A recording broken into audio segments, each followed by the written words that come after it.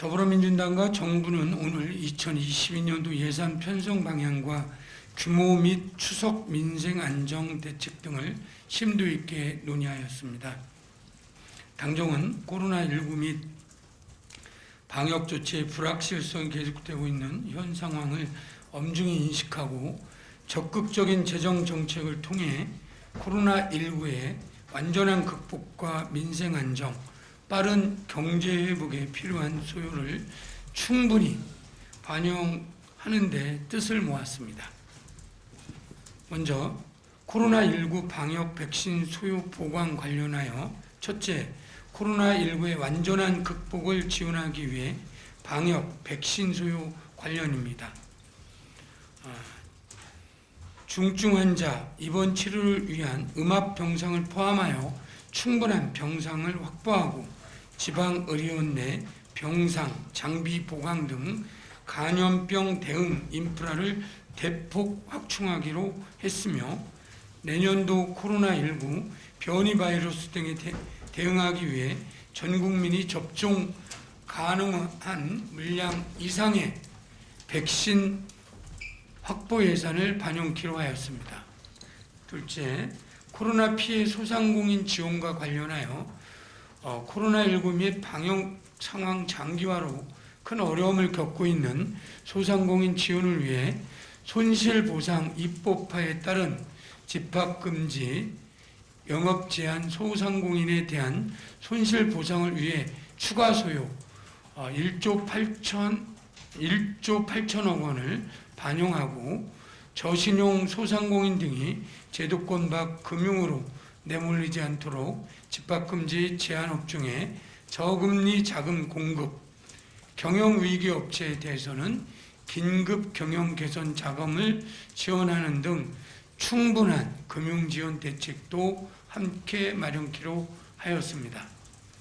셋째, 탄소중립 기반 구축과 관련하여 글로벌 신질서로 부상하는 탄소중립 경제를 선도하기 위해 2022년부터 2조 5천억 원 규모로 온실가스 감축 및 기후위기 대응을 위한 기후변화 대응 기금을 신설하기로 했으며 탄소중립 경제 이행 기반 구축을 위해 탄소중립기금법도 조속히 국회에서 처리토록 하였습니다.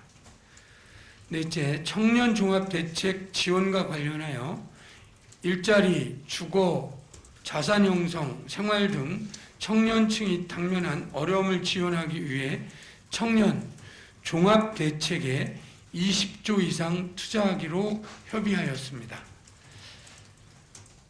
청년 종합대책과 관련하여 어려운 청년 일자리 여건 개선을 위해 중소 중견기업 대상 청년 채용 장려금 신설, 산단 내 중소기업 재직, 청년 교통비 월 5만 원 지원 연장, 국민취업지원제도 요건 완화 통해 청년 대상 확대 등을 지원하고 청년층, 특히 전월세 부담 완화 및 내 집 마련 지원을 위해 연소득 5천만 원 이하 청년에게 무이자 월세 대출을 제공하고 청년들의 소득에 따라 다양한 형태의 맞춤형 자산 형성 패키지도 마련키로 하였습니다.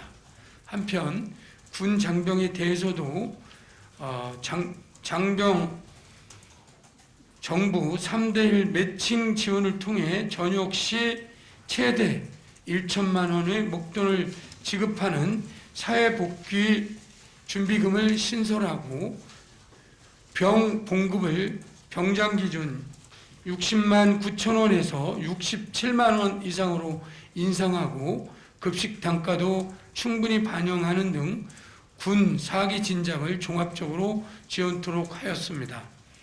다섯째, 양극화 선제 대응 사회안전망을 대폭 보강하였습니다. 코로나로 인한 양극화에 선제 대응하여 생계, 교육, 주거, 돌봄 등 사회안전망을 다음과 같이 대폭 보강키로 하였습니다.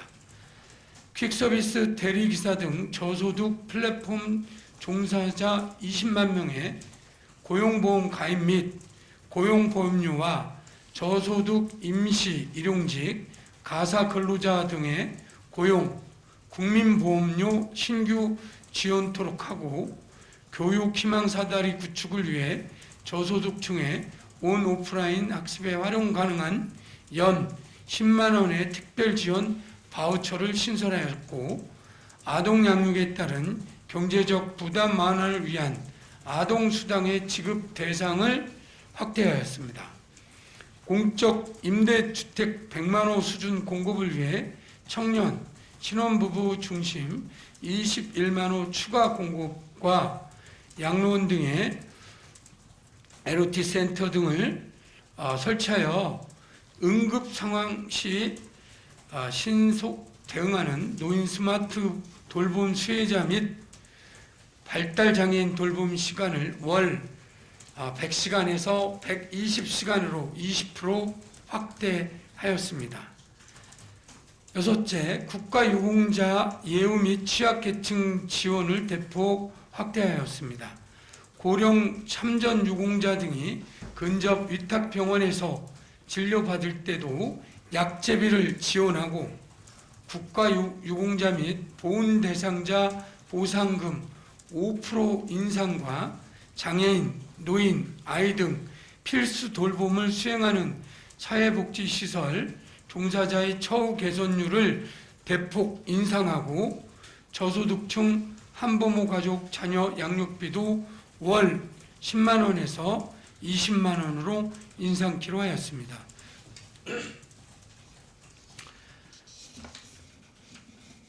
마지막으로 일곱 번째, 지역균형 발전을 위한 예산도 대폭 확충하였습니다. 지역주민 체감형 지역균형 발전을 뒷받침하기 위해 지방소멸 대응 특별양해금 10년간 연 1조 원, 지방소비세 순증 1조 원 등 2단계 재정분권 계획을 이행하고 23개 국가균형발전 프로젝트를 본격 추진과 지역주민 밀착형 생활 SOC 3개년 계획 완료를 위한 소요도 충분히 지원토록 하였습니다. 또한 한국판 뉴딜의 주민 체감을 위해 지역공간, 스마트시티 등 그리고 지역산업, 5대 녹색융합 클러스터 등 그리고 생태자원 복원, 지역환경과 초광역 시범협력 등 3+1 지역균형 뉴딜도 과속화하기로 하였습니다. 이상은 2022년 예산 주요 내용에 대해서 말씀을 드렸습니다. 다음은 추석 민생안전대책 당정협의 결과를 말씀드리도록 하겠습니다.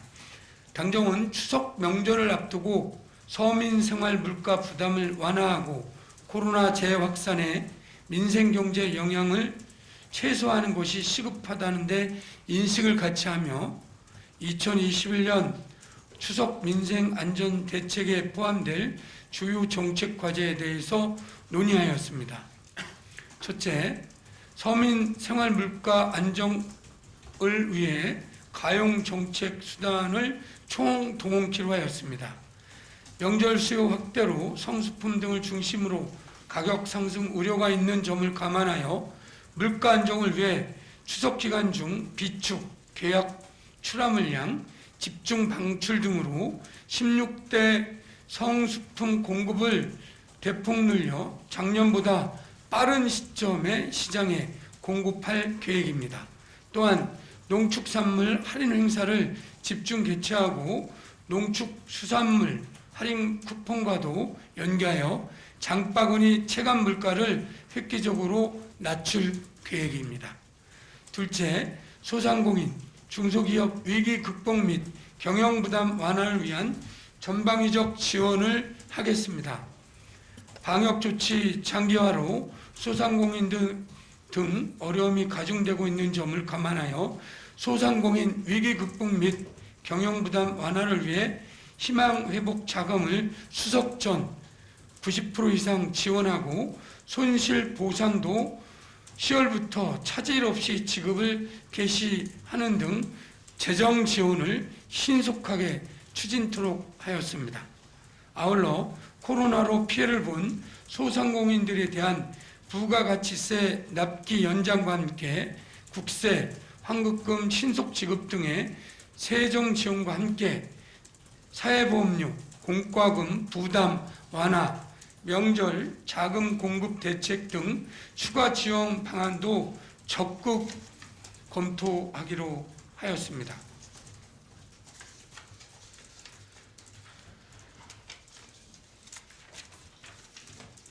세 번째로 취약계층 생계지원 등 맞춤형 지원과 소외계층 나눔 배려 확산을 위해 노력키로 하였습니다.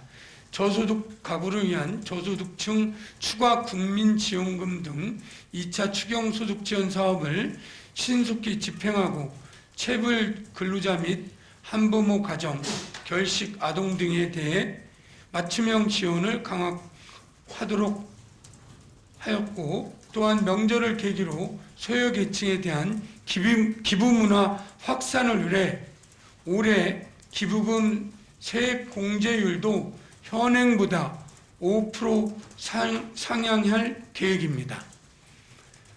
넷째, 농축산물 소비 촉진 및 지역상권 전통시장 활력 제고도 노력하도록 하였습니다. 방역 대응과의 조화를 이루는 범위 내에서 지역경제 활력을 제고할 수 있도록 2차 추경에 포함된 농축수산물 할인 쿠폰 약 970억 원을 활용하여 추석맞이 농축수산물 할인 행사를 전개하고 비대면 온라인 플랫폼을 활용한 소상공인 전통시장 상품의 판매도 적극 지원해 나갈 것입니다.